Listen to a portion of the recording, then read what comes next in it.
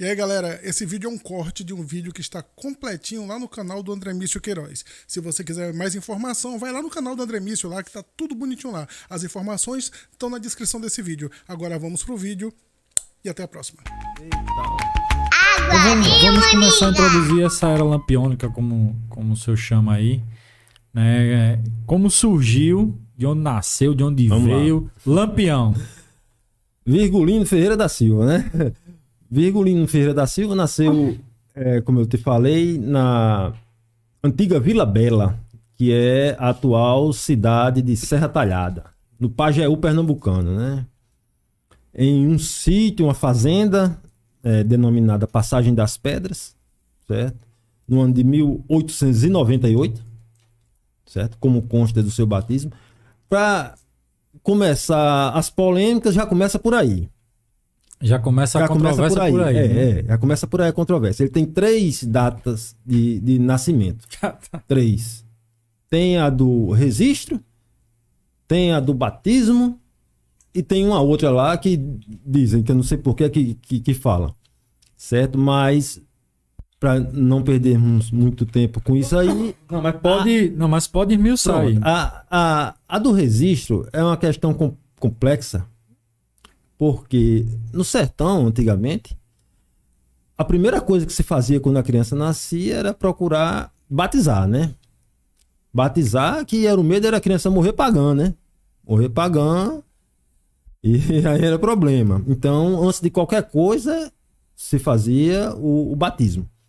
Por isso que é a data mais aceita, né? Por todos os pesquisadores, praticamente de forma unânime, tem essa data de 4 de julho de 1898, como a data de nascimento de Virgulino, certo?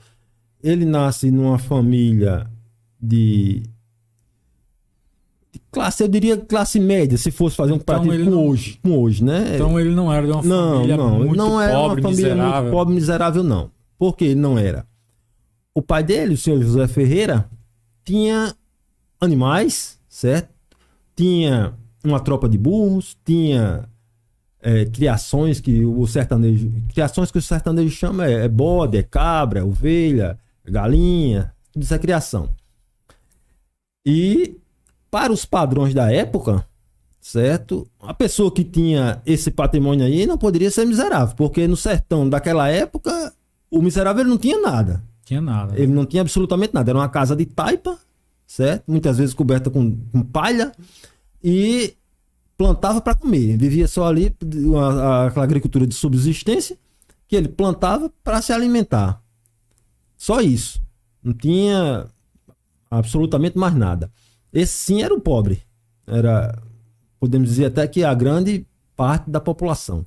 E ele tinha essa tropa de burro, que com essa tropa de burro era o ganha-pão dele, como se diz, né? No interior. Ele era o chamado almocreve. O que é o almocreve? O almocreve era como se fosse o caminhoneiro de hoje. Caminhoneiro. Ele transportava mercadorias no lombo dos burros. Ele tinha, acho que, entre 8 e 10 burros. E transportava mercadoria no lombo dos animais. Ele fazia o trajeto, geralmente, de Arco Verde para o sertão. Que a linha do trem saía de Recife e até Arco Verde, que na época se chamava Rio Branco, não era Arco Verde ainda, se chamava Rio Branco, só ia até lá. E o transporte de mercadorias para todo o sertão era feito em animais, né? No lombo de animais. E esse transporte era feito pelo velho José Ferreira, pai de Lampião. Certo? Pai de Lampião. E Lampião começou também. A criança naquele tempo, o adolescente, o jovem, começava a trabalhar muito cedo. Não tinha muito mimimi, não. Verdade, certo? É verdade. O menino com 10 anos já tava praticamente na lida. Infância. Não, o menino com 10 anos já tava revezando entre as brincadeiras e o trabalho. Já cuidava dos animais, cuidava dos burros, cuidava de vacas, se tivesse, dos bodes, das cabras, já estava trabalhando. Estava à procura de uma caça para alimentação. Já estava na linha. Acordava cedo, já estava trabalhando. E Virgulino começou muito cedo a andar com o pai, fazendo esse transporte, né? Isso aí foi um dos fatores que lhe deu um profundo conhecimento da região. Que é uma coisa que ele tinha que era... Até hoje eu fico, às vezes, pensando assim, como é que o cara se guiava dentro de uma mata daquela, de uma caatinga daquela, com tanta facilidade, se deslocava com tanta facilidade. Sem os instrumentos. Sem nada, meu amigo. Nada. Sem nada, só com a mente mesmo. É incrível. Mas então essa habilidade vem... Eu acredito que sim, que ele viajou muito. Viajou muito com o pai. Embora todo sertanejo tivesse um pouco desse dom, por andar muito, ele tinha isso muito aguçado, né? Esse sentido muito aguçado.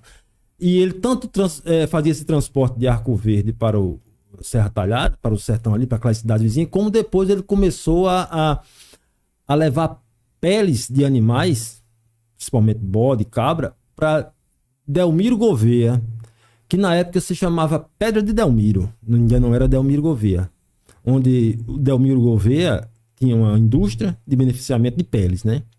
Lá em Pedra de Delmiro, em Alagoas, já em Alagoas. E ele andava aquilo ali tudo, aquele sertão todo, certo?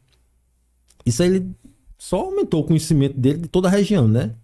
Ele ia aquela região ali, de todo o sertão pernambucano, entrava pela Alagoas, vinha pela algumas cidades da Paraíba, pegando essas peles e levando para Delmiro Gouveia. E aí foi a infância dele, foi essa. Até surgir o entreveiro que ele teve com o vizinho, que até o momento eram amigos, era mais ou menos da mesma idade, e ficavam ali brincando e na pega do boi e tal, com o José Saturnino, que era amigo dele.